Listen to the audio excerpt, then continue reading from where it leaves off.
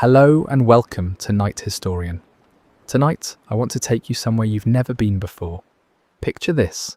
You're standing on the deck of a wooden ship, sometime around 300 BC. The Mediterranean stretches out before you, dark and endless under a dying sun. Salt spray touches your face, waves crash against the hull, and ahead, rising from the African coast, a city emerges from the haze.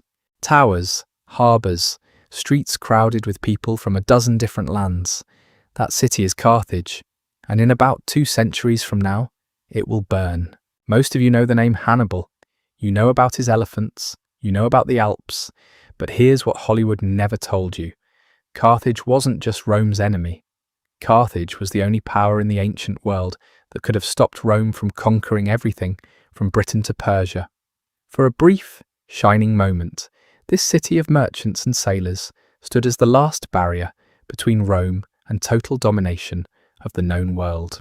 Tonight, let me tell you why Carthage was Rome's greatest enemy. If you're listening from somewhere cozy tonight, drop a comment below and tell me where you are. You're not alone, and I'd love to know who's here with me.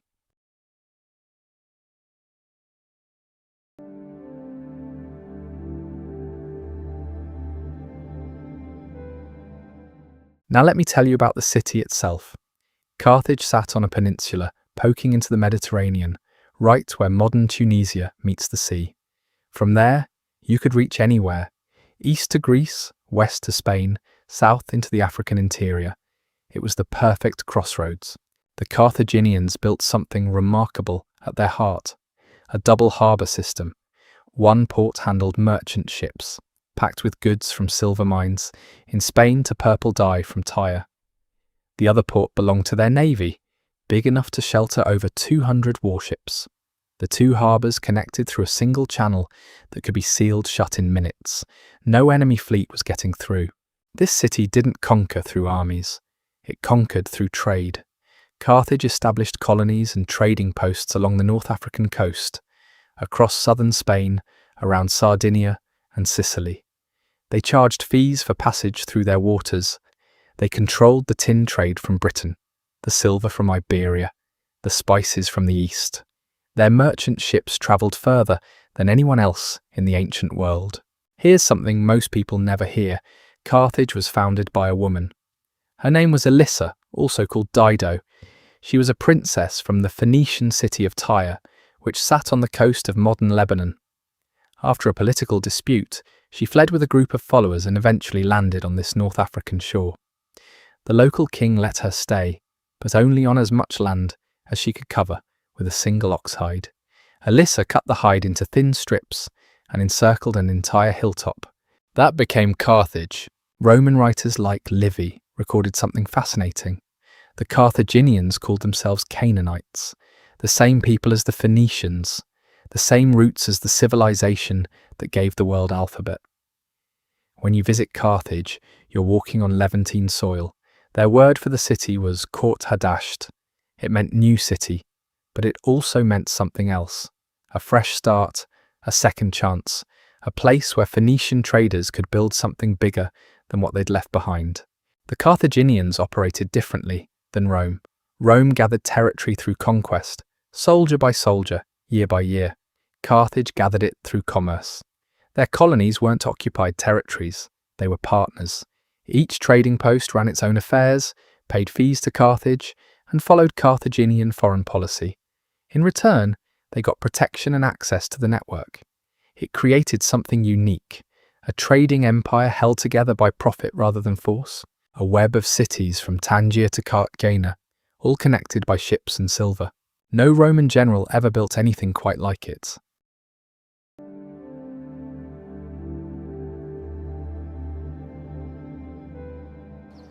Now, here's where the story gets interesting, because while Carthage was building this massive trading empire, Rome was just a mid-sized city-state fighting for survival in central Italy. Around 500 BC, Rome was surrounded by enemies. Gallic tribes raided from the north. The Etruscans controlled everything to the north and west.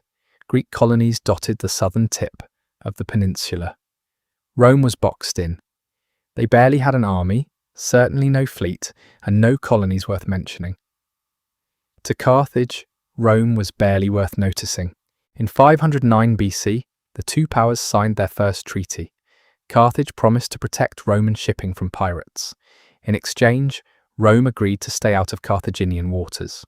But here's the telling detail from that treaty. When Carthaginian ambassadors sat down to negotiate, the Romans were literally told to sit on stone chairs in the corner, not at the table, not on equal seating. The Carthaginians were making a point.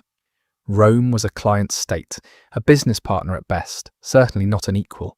For over 2 centuries this arrangement held. Rome stayed in Italy, Carthage stayed on the sea. They ignored each other. But then Sicily happened. Sicily sits right in the middle of the Mediterranean. Whoever controls it controls the shipping lanes between Europe and Africa. Carthage had colonies on the western side. Greek cities held the east. For generations, they tolerated each other. Then came Pyrrhus. Pyrrhus was a Greek king from Epirus, a region in modern Albania. He had dreams of empire, and in 280 BC, he crossed the strait into Sicily with a powerful army. He beat the Carthaginians. He captured city after city. For a moment, it looked like Greece might tunbing Jungadalyu, but then Pyrrhus did something that changed everything. He turned his army toward Italy and marched on Rome. The Carthaginians should have been thrilled. Their rival was under attack. Instead, they panicked. If Pyrrhus conquered Rome, he'd have the resources to take all of Sicily. So Carthage did the unthinkable. They signed a treaty with Rome. They sent ships. They helped Rome survive. Pyrrhus eventually withdrew. He had neither the strength nor the patience for a prolonged Italian campaign. When he left in 275 BC, he took most of his army with him. And he left behind a vacuum. Sicily was up for grabs. The island had no real power protecting it anymore. Carthaginian fleets patrolled the west. Greek cities limped along in the east, and sitting right in the middle, at the narrowest point of the strait, was the city of Messana. Here's where our story takes an unexpected turn. Messana was controlled by a group called the Mamertines. They weren't Sicilians, they weren't Greeks. They were Italian mercenaries who had been hired by a Greek king years earlier, then decided to seize the city for themselves. By 265 BC, they were stuck. Carthage threatened from the west. Syracuse, the main Greek city, threatened from the east. The Mamertines were caught between two giants, so they did something desperate. They sent messengers to both Carthage and Rome, offering to hand over their city in exchange for protection. Rome faced a choice: cross the sea to Sicily, or stay in Italy and watch Carthage grow stronger. The Romans debated for months. Some argued it was suicide. Rome had no fleet, no experience overseas, and plenty of enemies at home. But others saw an opportunity.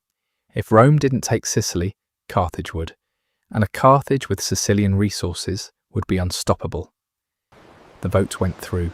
Rome sent an army across the strait. Carthage responded immediately. They sent their own forces, commanded by a general named Hamilcar. Hamilcar. Remember that name. He was about to become the most important man in Carthaginian history. And just like that, the First Punic War began.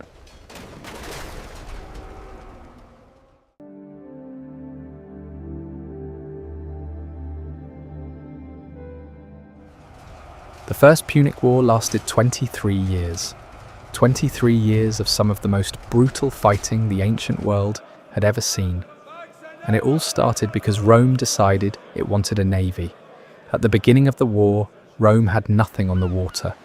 Carthage had hundreds of warships, experienced crews, and centuries of naval tradition. Rome had a few small patrol boats and a whole lot of farmland. The senators knew this. They also knew they couldn't win Sicily without ships. So they did something remarkable. They built a fleet from scratch. Roman engineers captured an abandoned Carthaginian ship, studied it, and started copying. They churned out hull after hull. But building ships wasn't enough. Roman soldiers were farmers and shepherds. They didn't know how to row. They didn't know how to navigate. They didn't know anything about fighting at sea. The Romans solved this problem with pure ingenuity. They invented the corvus. The corvus was a boarding device, essentially a heavy plank with a spiked end. When a Carthaginian ship came close, Roman soldiers would drop the corvus onto its deck. The spike would stick into the wood, and suddenly a naval battle became a land battle. Soldiers poured across, and Carthage's superior seamanship meant nothing. The Romans won their first naval engagement at Mylae in 260 BC, then another at Ecnomus. Slowly, they pushed Carthage back across Sicily. But war at sea was expensive. Building and maintaining a fleet drained the Roman treasury. The Senate had to borrow money from wealthy citizens just to keep the ships floating. Every defeat, every storm, every ship lost meant more debt. Rome was spending itself into oblivion. Meanwhile, on land, a man named Hannibal Barca was making a name for himself. He was the Carthaginian commander in Sicily, and unlike most of his colleagues, he actually knew how to fight the Romans. He won battle after battle. He raided Italian coastline. He nearly broke the Roman siege of Lilybaeum, but he couldn't win the war. Sicily was too far from Carthage. Reinforcements came slowly. Supplies ran thin. After years of stalemate, Hamilcar finally did something no Carthaginian general had done before. He negotiated. He pulled his forces out of Sicily with their weapons, their dignity, and their freedom. Rome let them go. He returned to Carthage expecting a hero's welcome. Instead, he got silence. The Senate refused to honour him. The noble families blamed him for losing Sicily. They called him a failure. They demanded he pay for the war damages from his own pocket. Hamilcar was furious. Everything he'd built, everything he'd sacrificed, and they treated him like a criminal. So he did something that would haunt Rome for generations. He gathered his supporters, his family, and his followers, and he sailed west to Spain. There, along the Iberian coast, he founded a new Carthaginian empire. He built cities, he recruited armies, he mined silver and gold, and he raised his children to hate Rome with every fibre of their being. His youngest son was named Hannibal. While Hamilcar was building his Spanish empire, the war with Rome officially continued on paper, but both sides were exhausted. Then, in 241 BC, a Carthaginian fleet was caught in the Aegean Islands, east of Sicily. They were carrying supplies to the last Carthaginian garrison on the island. The Romans found them. What happened next wasn't really a battle. It was a disaster. The Carthaginian ships were overloaded with cargo. Their crews were exhausted from months at sea, and a sudden storm rolled in from the west. The Romans didn't even have to fight hard. Many Carthaginian vessels capsized in the waves. Others were easy targets, too slow to escape, too heavy to maneuver. The few ships that survived were captured. The supplies never reached Sicily. When word reached Carthage, the government surrendered. They had no choice. Without supplies, their soldiers on the island would starve. The peace treaty was harsh. Carthage had to pay Rome 3,200 talents of silver, roughly 100 tons, over 10 years. They had to evacuate Sicily. They had to give up all claims to the islands between Italy and Africa. But the worst part wasn't the money or the territory. It was what happened to Hamilcar. Because while Carthage was paying its debt to Rome, Hamilcar was in Spain, forging something far more dangerous than an empire. He was forging a legacy.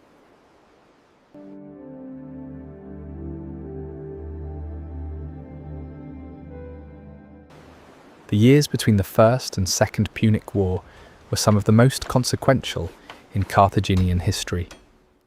They were also some of the most painful.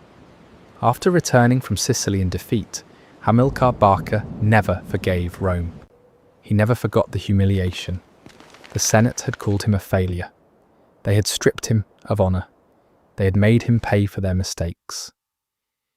He was done with Carthage, done with politicians who sent men to die and then blamed them for losing. He gathered his family and his most loyal soldiers and sailed west to Spain. There, along the Iberian coast, he started from nothing. He built alliances with local tribes. He established trading posts. He mined silver and built wealth. And bit by bit, he carved out an empire within an empire. But before he left Carthage forever, he did something that would echo through history. He took his youngest son, a boy of about 9 years old, to the great temple of Baal.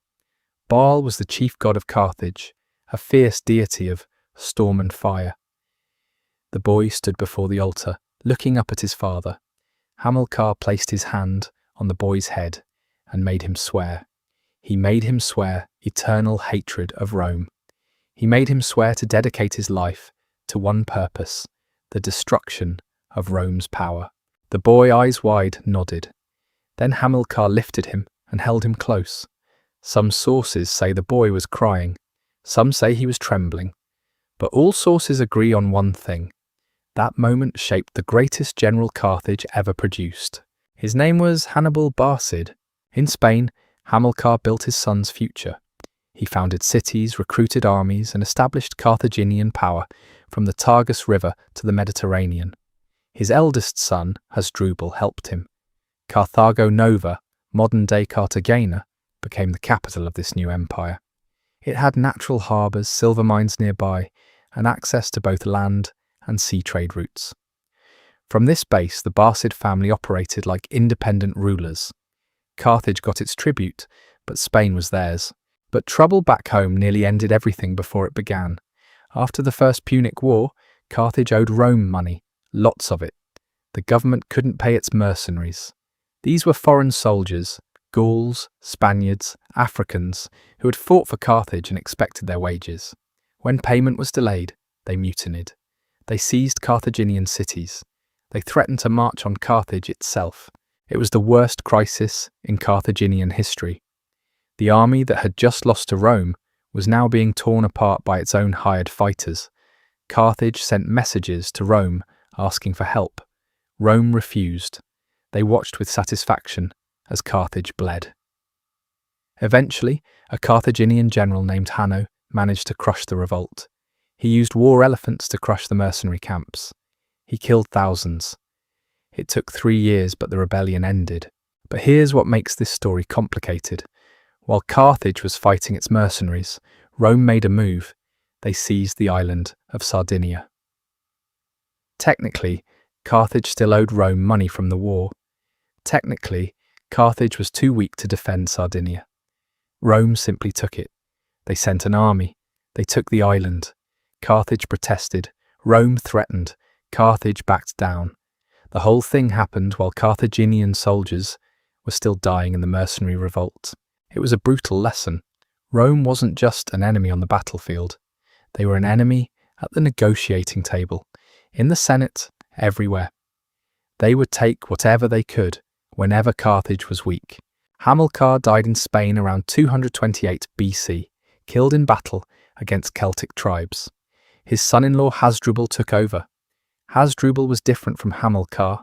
He was diplomatic, not aggressive. He made peace with local tribes. He married a Spanish princess to cement alliances, and he made a treaty with Rome. The Ebro River in northern Spain became the boundary. North of the Ebro belonged to Rome's sphere of influence. South belonged to Carthage. Neither side would cross the line. It was a smart move. It bought time. It gave Carthage space to grow in Spain without Roman interference. Hasdrubal planned to build slowly, carefully, into a power that could eventually challenge Rome on equal terms. But Hamilcar had left different instructions. Before he died, he made Hasdrubal swear something too. The Ebro Treaty meant nothing. When Carthage was strong enough, when the time was right, someone would cross that river. Someone would bring war to Italy. Someone would finish what Hamilcar started. That someone was waiting in Spain, sharpening his sword, dreaming of Rome.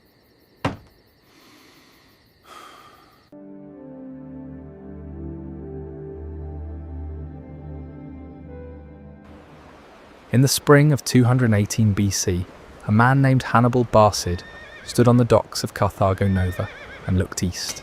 He had spent months preparing. Weapons were sharpened. Supplies were loaded onto ships. Horses and elephants were marched onto rafts. Soldiers gathered from every corner of the Iberian Peninsula. Libyans, Spaniards, Gauls, Celts, men from a dozen different tribes who answered to one commander. Not Carthage, not the Senate. Hannibal. He left Spain with roughly 50,000 infantry, 9,000 cavalry, and 37 war elephants. The elephants were crucial. No Roman army had faced elephants in battle on European soil. They were terrifying weapons, massive and unpredictable, capable of trampling soldiers and scattering horses with ease. Hannibal was bringing something Rome had never seen. He moved fast. He crossed the Pyrenees mountains without stopping. He swept through southern France before the Romans could mobilize to stop him. Then he turned south toward the Alps, the great mountain range that separated Italy from the rest of Europe. Nobody knew exactly which route Hannibal took. Historians still debate it today. One popular theory suggests he used a mountain pass called Col de Traversette, a narrow trail that local shepherds had used for centuries. Archaeologists have found ancient stone tools along this route that match descriptions from ancient sources. Other historians favour different paths. The truth is, nobody knows for certain. Hannibal was meticulous about keeping his routes secret. What we do know is what happened when he reached the peaks. Winter was coming. The cold hit immediately. Snow fell constantly. Paths became ice. Supplies ran low. The mountains were alive with hostile tribes who attacked the column whenever they could. Horses slipped and fell into ravines. Elephants struggled on the narrow trails. Some died from the cold. Others were killed for food. 20,000 men died during the crossing. They froze. They starved. They fell from cliffs. When Hannibal finally descended from the Alps, he had perhaps 25,000 men left. But they were in Italy. They had crossed the greatest natural barrier in Europe. They were standing in the Po Valley, looking south toward Rome. The first Roman army they faced was commanded by a consul named Sempronius Longus. Longus was aggressive, ambitious, eager for glory. Hannibal baited him. He positioned his troops near the Trebia River, a flat plain that looked perfect for Roman cavalry. Longus charged. Hannibal let him advance, then struck from both flanks. The Roman centre held, but by then it didn't matter. The wings collapsed, thousands died, the survivors fled. But instead of destroying the routed Romans, Hannibal did something strange. He let many of them go. He had his men feed them, give them water, treat their wounds. Then he sent them back to Rome with a message. They were living proof that Carthage could beat Rome. They were walking advertisements for Hannibal's mercy. The Romans were stunned. Was this a trick? A trap? A psychological weapon? All three, probably. The next spring brought another consul, a man named Flaminius. Flaminius was arrogant. He didn't trust Hannibal. He thought the Carthaginian was running away. So he chased him, marching his army along the shores of Lake Trasimena without proper reconnaissance. He didn't check the hills. He didn't post sentries. Hannibal was waiting. The Carthaginian general had positioned his best troops in the forests above the road. When the Roman column stretched along the lakeshore, trapped between water and mountains, Hannibal gave the signal. His men poured down the slopes. The attack lasted 3 hours. 15,000 Romans died. Flaminius himself was cut down, though accounts differ on exactly how. Some say he was killed by a Gallic soldier. Others claim Hannibal's own men found him, wounded and staggering, and finished him off. Hannibal, by some accounts, tried to save him. He admired the consul's courage, but Flaminius refused help. He died with his sword in his hand, fighting. Rome was terrified. 2 consuls in 2 battles, 2 devastating defeats. The city didn't have an army anymore. They had panic. The Senate appointed a dictator, an old man named Quintus Fabius Maximus. Fabius was cautious. He refused to meet Hannibal in open battle. Instead, he shadowed the Carthaginian army, cutting supply lines, attacking stragglers, forcing Hannibal to move constantly without rest. The Romans called him Cunctator, the delayer. They ridiculed him. They said he was afraid, but Fabius knew something they didn't. Hannibal couldn't win if he couldn't fight. Then the Romans got a new consul named Lucius Aemilius Paulus. He was young, confident, and determined to finish the war. He gathered every available soldier and marched north to confront Hannibal directly. He met him at Cannae. Cannae was a meadow on the banks of the Aufidus River in southeastern Italy. The Romans had 80,000 men. Hannibal had 50,000.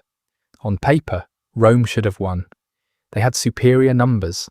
They had better equipment. They had everything except one thing: a better general. Hannibal placed his weakest troops in the centre, his strongest on the flanks. The centre would give way, slowly, drawing the Romans forward and inward. The flanks would hold. And when the Roman formation compressed, funneling thousands of soldiers into a tight mass, Hannibal's cavalry would strike from behind. It was a double envelopment. The Romans would be surrounded on three sides. Paulus took the bait. He ordered his centre forward, pushing into Hannibal's line. The Carthaginian centre retreated, but slowly, fighting, drawing the Romans deeper. The Roman soldiers surged ahead, certain of victory. Then the Carthaginian flanks held. The Roman cavalry was swept away, and suddenly 50,000 Romans found themselves trapped. They couldn't advance. They couldn't retreat. They could barely move. They were packed together like sardines, unable to swing their swords. It lasted hours. When it ended, 50,000 Romans lay dead. Paulus was among them. It was the single bloodiest day in ancient military history.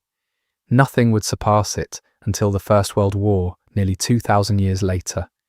Rome was broken. The city had lost a quarter of its military-age male population in a single afternoon. Senators wept in the streets. Mothers tore their clothes.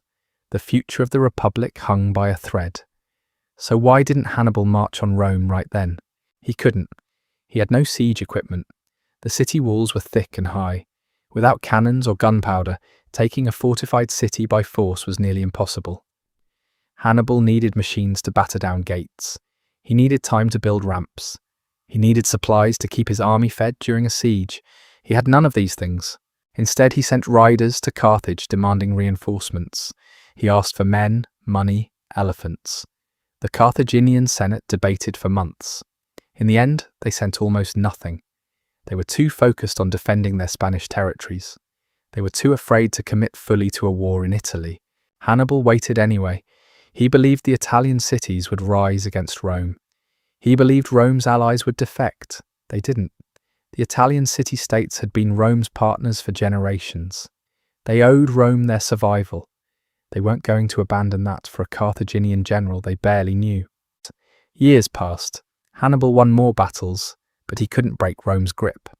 His brother Hasdrubal tried to bring reinforcements from Spain, crossing the Alps just like Hannibal had. He never made it. Roman forces intercepted him at the Metaurus River in 207 BC. Hasdrubal died on the field. His head was cut off and thrown into Hannibal's camp as a message. Meanwhile, across the Mediterranean, a young Roman general named Scipio Africanus was doing something no one expected. Instead of fighting Hannibal in Italy, he went after Carthage itself. He invaded Spain. He drove out the Carthaginian armies there. Then he sailed to North Africa and threatened Carthage directly. The Carthaginian government panicked. They ordered Hannibal home. 15 years after crossing the Alps, Hannibal left Italy. He had never lost a major battle there. He had killed tens of thousands of Romans, and he was going home with nothing to show for it. The two generals met at Zama in 202 BC. Scipio had learned from Hannibal's tactics. He arranged his troops so that the gaps between units allowed Carthaginian elephants to pass through harmlessly. Then his men attacked the elephants head-on, driving them back toward the Carthaginian lines. The elephants panicked and trampled their own soldiers. Scipio's infantry hit the confused Carthaginian centre from three sides at once. Hannibal lost. Carthage lost. The war was over. Hannibal escaped. He spent the rest of his life running, hiding, trying to rebuild what he'd lost. But Carthage would never rise again, and Rome would never forget what Hannibal had done to them.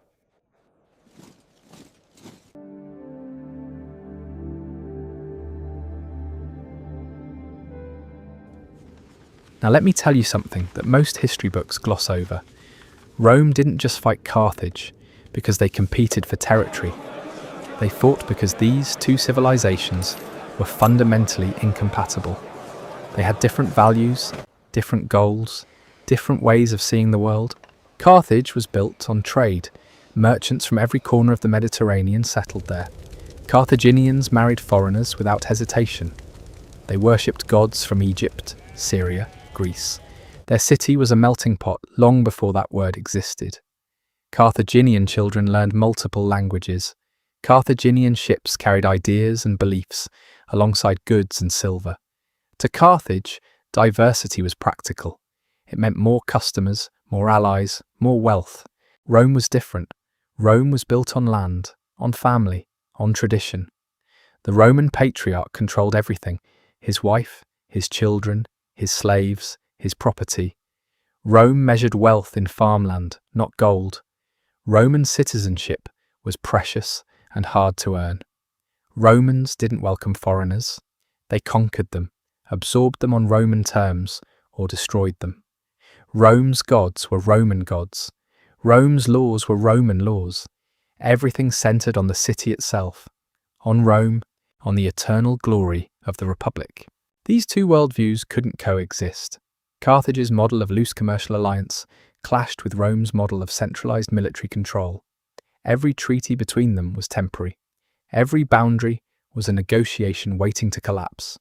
They were never going to share the Mediterranean peacefully. And here's the thing that makes Carthage truly terrifying. They came close to winning. At Cannae, Hannibal had 50,000 men against Rome's 80,000. By every calculation of the time, the Romans should have won. They had more soldiers. They had home advantage. They had everything except leadership. When the battle ended, 50,000 Romans lay dead on that Italian field. A quarter of the entire Roman male population of military age, gone in a single afternoon. Rome should have surrendered. Any other state would have, but they didn't. They kept fighting. They appointed Fabius as dictator, told him to delay, not to engage. They rebuilt armies from scratch. They sent men who had no military training into battle. They scraped together every resource they had, and Hannibal just sat there in southern Italy, winning battles, waiting for reinforcements that never came. The Carthaginian Senate debated for years. They sent almost nothing.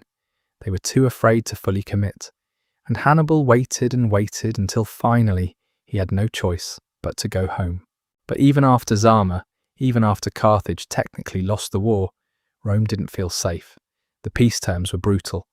Carthage had to pay 10,000 talents of silver over 50 years. They couldn't maintain a standing army. They couldn't make war without Roman permission. They couldn't even keep war elephants. Every single Carthaginian military capability was stripped away. And still, Rome wasn't satisfied. A Roman senator named Marcus Cato the Elder became obsessed with Carthage. Every speech he gave to the Senate, to the people, to anyone who would listen, ended the same way. Carthago delenda est. Carthage must be destroyed. It didn't matter that Carthage had followed every treaty term. It didn't matter that they had paid every debt. It didn't matter that Hannibal was dead and his army disbanded. Rome couldn't sleep until Carthage stopped existing. Why? Why this obsession? Because of what Carthage had done to them. Not just the battles, not just the deaths, the humiliation. For 15 years, a Carthaginian general had marched through Italy like he owned it. He killed Roman consuls like they were targets. He won battle after battle while Rome scrambled to survive. Roman women wore black mourning clothes for years because there were always new funerals to attend.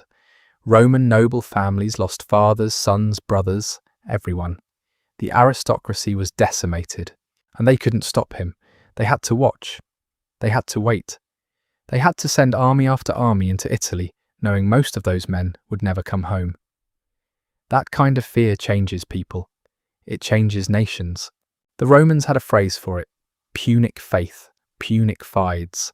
They used it to mean treachery, deception, broken promises. It came from their experience with Carthaginians. In Roman literature, a Carthaginian's word meant nothing. They were merchants. They traded. They said whatever they needed to say to close a deal. The Romans, who valued oaths and honour above almost everything else, found this incomprehensible. How could anyone live without keeping their word? But was it fair? Carthage mostly honoured its treaties until Rome broke them. Carthage warned Rome about Pyrrhus. Carthage helped Rome during the mercenary revolt. The Phoenicians were practical. They understood that survival sometimes required flexibility. Rome didn't see it that way. To Rome, Carthaginian pragmatism was proof of moral corruption. The Carthaginians would sell their own mothers if the price was right. They had no honour. They had no loyalty. They had only gold. This fear, this deep-seated terror of Carthage, lasted generations. Even after Carthage was destroyed, Romans kept talking about the threat. They kept telling stories about Hannibal at the gates.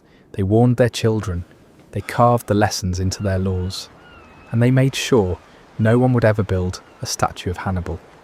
No images, no monuments, no memorials. They tried to erase him from memory entirely, but they couldn't erase him from history.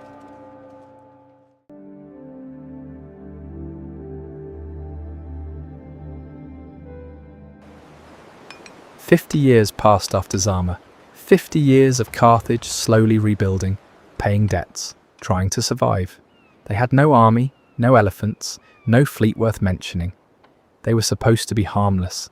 Rome thought they had nothing to fear anymore. Then Carthage made a mistake. In 149 BC, a Carthaginian army crossed into Numidia, a kingdom in North Africa that Rome considered its ally. They attacked. They lost. And Rome immediately used this as justification for war. The Romans claimed Carthage had violated the treaty. They demanded the Carthaginians hand over their weapons of war, every sword, every spear, every catapult. The Carthaginians complied. They surrendered 300 nobles as hostages. They gave up their entire arsenal. They did everything Rome asked. It wasn't enough. Rome wanted more. Rome wanted Carthage itself. The Senate sent an army to Africa with orders to destroy the city completely. The Carthaginians panicked. They had given up their weapons, their only means of defense. They scrambled to build more, forging tools into swords, turning farming equipment into spears. They armed their civilians, even their women. They were going to fight. The siege lasted 3 years. A Roman army under the command of Scipio Aemilianus, grandson of the great Scipio Africanus, surrounded the city. They built walls. They dug trenches. They blockaded the harbours. Inside the walls, the Carthaginians ran out of food. They ate leather, grass, even each other in extreme cases. Disease spread through the streets, but they didn't surrender. Not until the very end. When Roman soldiers finally broke through the walls, they found a city that refused to die. Carthaginian soldiers fought room by room, street by street. Citizens who couldn't hold weapons threw stones. Women climbed the walls and dropped tiles on Roman heads. The Romans had to fight for every single building. It took 6 days of constant fighting to reach the citadel. When it fell, the Romans burned everything. They tore down temples, palaces, warehouses, homes. The great library of Carthage, which may have contained thousands of scrolls and books, was destroyed. No one knows what was lost. The flames burned for 17 days. The survivors were sold into slavery. Carthage ceased to exist. They ploughed the ground with salt, as the Romans often did to conquered cities, making sure nothing would ever grow there again. But the greatest Carthaginian had been dead for years by then. After Zama, Hannibal knew his city would never forgive him for losing. He couldn't stay in Carthage. The enemies he had made would see him dead. So he fled. He went first to the Seleucid Empire in Syria. He advised kings on military matters. He built alliances, but Rome was patient. Rome always hunted. When the Romans demanded his extradition, Hannibal knew what was coming. He could run again, but eventually they would catch him. He was done running. He retired to Bithynia, a small kingdom on the shores of the Black Sea. He lived quietly, far from politics and war. But Rome kept pressuring Bithynia's king to hand him over. On one evening, Hannibal Barca sat in his villa overlooking the sea. He knew Roman soldiers were coming. He knew his time was up. So he did what Carthaginian generals had done for generations. He took out a small vial he had been carrying for years. Poison. He drank it, the greatest general Carthage ever produced, the man who made Rome weep, the man who crossed the Alps with elephants, the man who nearly destroyed the Roman Republic, died on his own terms. His final resting place remains a mystery. Some ancient sources say he was buried near the Bosphorus, but no one has ever found the grave. Perhaps it's better that way. Hannibal escaped Rome in death as he did in life, and somewhere beneath the ruins of Carthage, the silence finally settled.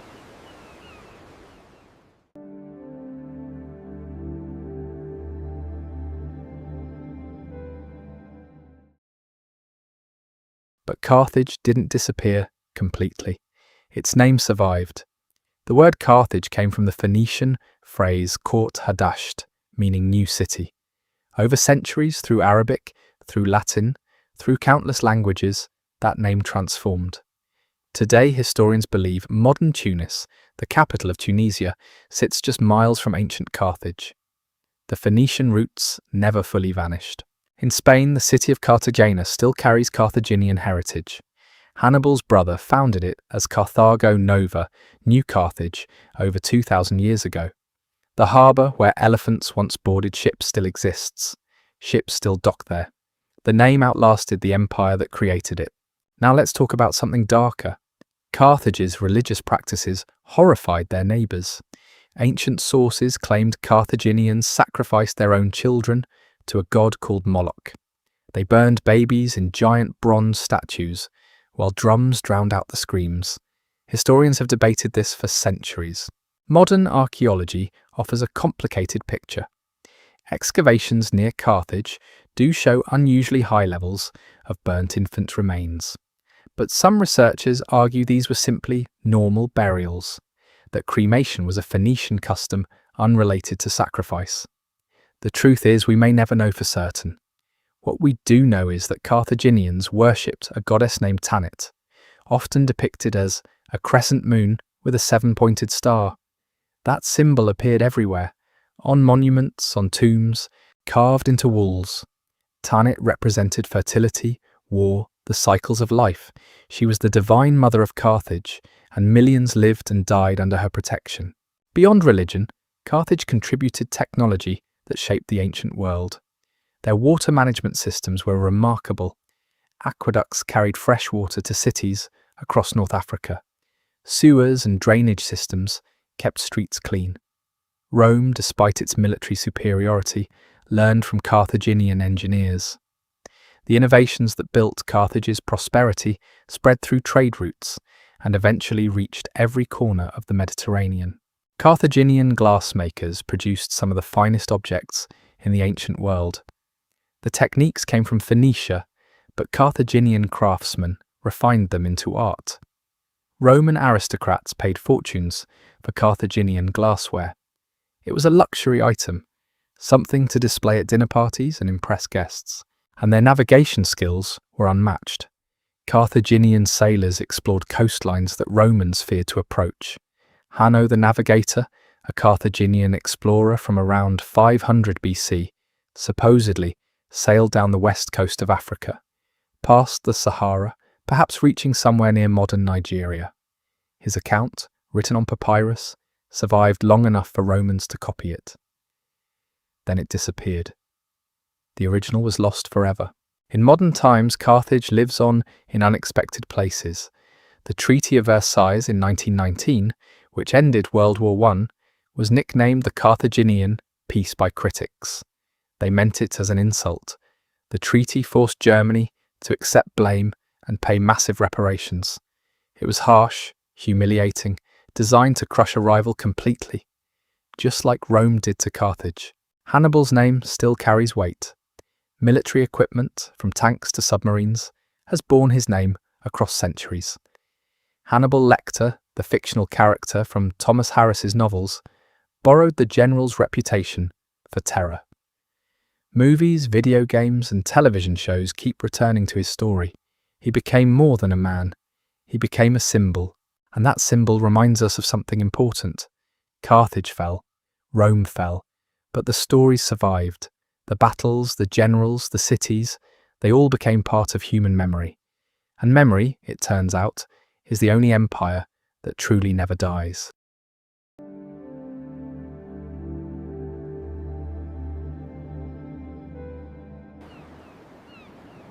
Now I want you to imagine something. You're standing on a hill overlooking the sea. The sun is just beginning to rise, painting the water gold and pink. Beneath your feet, there are ruins. Crumbling stones, broken columns, pieces of walls that were once magnificent halls. You're standing where Carthage used to be. The waves come in slow and steady. They always have. Long before Alyssa landed here with her followers. Long after the fires burned out and the Romans left. The sea doesn't remember empires. The sea just keeps moving, hour after hour, year after year, century after century. There's no sound of war anymore. No elephants trumpeting, no swords clashing, no mothers crying.